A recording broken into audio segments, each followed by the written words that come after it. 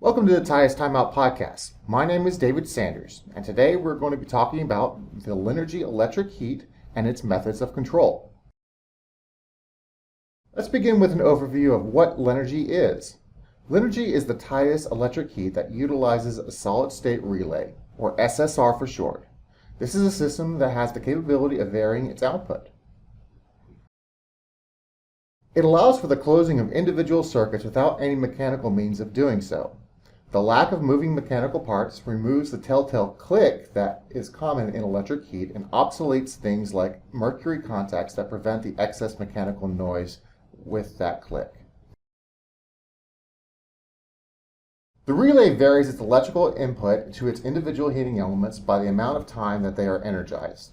This allows for quick manipulation of the on-off cycle to the millisecond that can give the capability to control the entire system in a fully variable way from 0% to 100% based on the overall time that each circuit is engaged.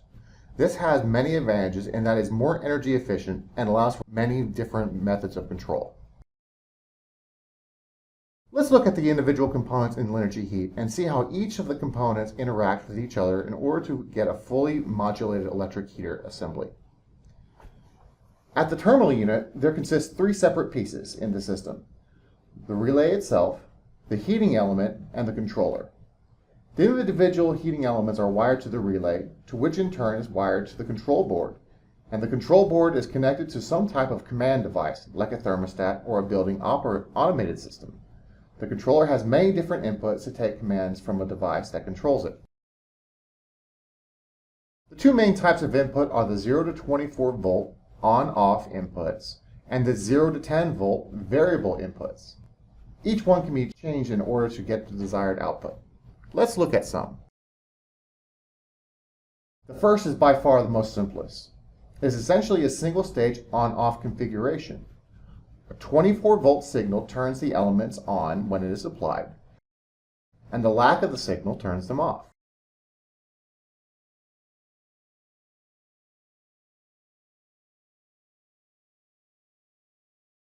The next control method functions much in the same way, except instead of a single stage, a second stage is added. There are two 24 volt signals that are provided.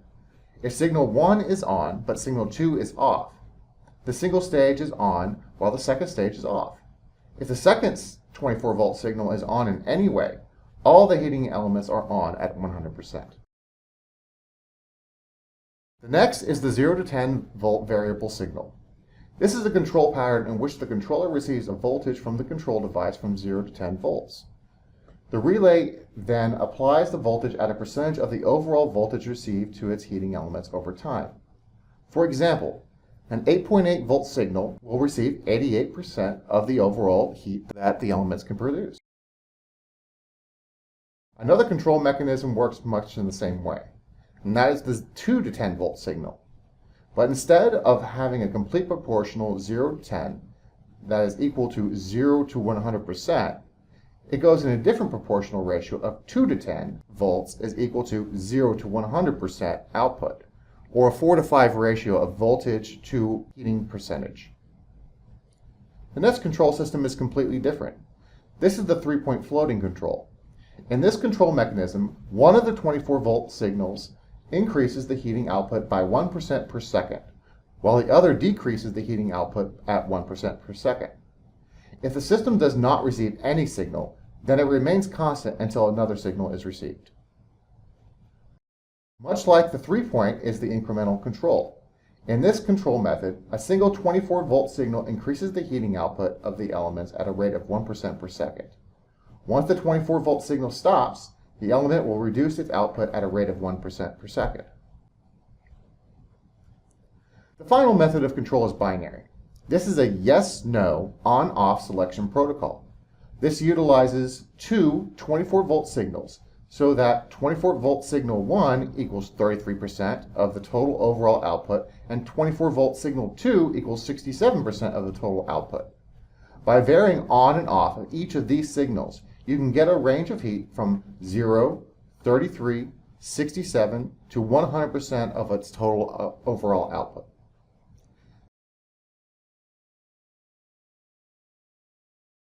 This concludes our podcast on the different control options for the Lynergy heat. Don't forget to subscribe to our YouTube channel, and thanks for taking the time out with us.